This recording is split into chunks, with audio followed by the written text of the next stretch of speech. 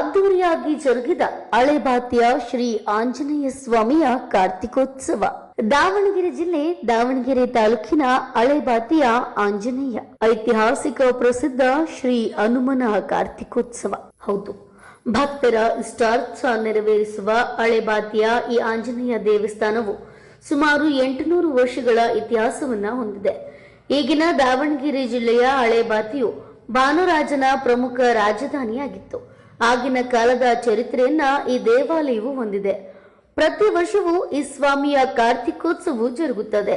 ಅಂತೆಯೇ ಈ ವರ್ಷವೂ ಸಹ ಅದ್ದೂರಿಯಾಗಿ ಕಾರ್ತಿಕೋತ್ಸವನ ಆಚರಣೆ ಮಾಡಲಾಯಿತು.